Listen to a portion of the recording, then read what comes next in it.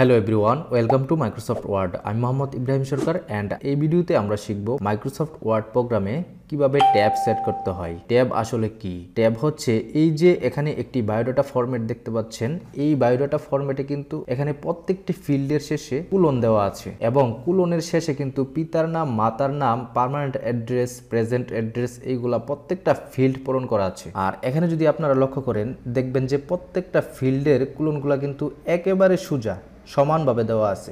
আর এই যে প্রত্যেকটা কুলন একেবারে সমান করে দেওয়া হয়েছে, এটা ট্যাব সেট করার মাধ্যমে সমান করা হয়েছে। তো এখন আমরা প্র্যাকটিক্যালি দেখব যে প্রত্যেকটা কুলন কিভাবে সমান করা হয়েছে এবং ট্যাব সেট করার সহজ উপায়। তো আমি যদি কন্ট্রোল এন এ প্রেস করে নতুন একটি পেজ নেই, পেজে গিয়ে সেম টু সেম বায়োডাটার ফরম্যাট একটি লিখি।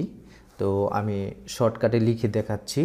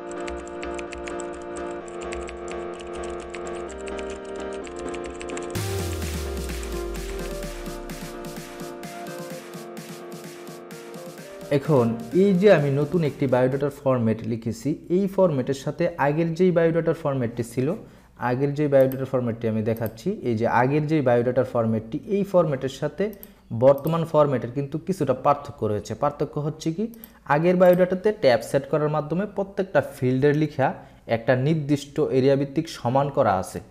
আর বর্তমানে যেই বায়োডাটা লিখেছি, এই বায়োডাটার লেখাগুলো কিন্তু লেফট সাইডে চেপে আছে। আমি যদি আগের এই বায়োডাটার মতো সমানভাবে ট্যাব সেট করে নির্দিষ্ট এরিয়া ভিত্তিক সমান করতে চাই, তাহলে আমাকে এই বায়োডাটার মাধ্যমে ট্যাব সেট করতে হবে। তো এখন আমরা দেখব কিভাবে ট্যাব সেট করতে হয়।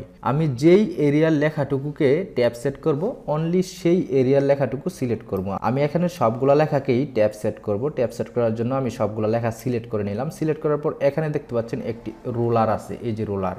এই রুলার থেকে আমাদেরকে ট্যাব সেট করতে হবে আমরা কতটুকু স্পেস নিয়ে ট্যাব সেট করতে চাই। তো আমি এখান থেকে 1 ইঞ্চি, প্রায় 1.5 ইঞ্চি আমি স্পেস রেখে ট্যাব সেট করব। তো আমি যদি এখানে ক্লিক করি, জাস্ট রুলারের নিচে লেফট বাটনে প্রেস করি, এখানে দেখুন, আমি যদি জুম করে আপনাদেরকে দেখাই, এখানে দেখুন সুন্দর করে এল এর মতো একটি চিহ্ন আছে। এর মাধ্যমে আমরা ট্যাব সেট করব। যদি আপনাদের কারো ভুলবশত এখানে ক্লিক না পড়ে অন্য জায়গায় ক্লিক পড়ে যায়, আপনার নির্দিষ্ট এরিয়ার মধ্যে ক্লিক না পড়ে অন্য কোনো সাইডে পড়ে যায়, আপনারা লেফট বাটনে চেপে ধরে নিচের দিকে টান দিয়ে ছেড়ে দিবেন, আবার চলে যাবে। যদি এই যে দেখেন এখানে পড়ে গেছে, আমি এখান থেকে টান দিয়ে নিচের দিকে ছেড়ে দিলাম, চলে গেছে। অর্থাৎ যে কোনো জায়গায় পড়ুক, আপনি লেফট বাটনে চেপে ধরে টান দিয়ে ছেড়ে দিবেন।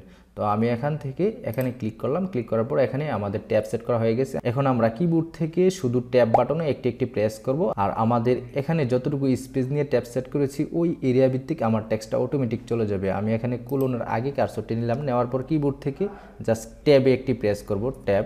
এই যে অটোমেটিকলি কিন্তু চলে গেছে। প্রত্যেকটা কোলনের আগে কার্সর নিয়ে আমি ট্যাব বাটনে প্রেস করতেছি কিবোর্ড থেকে।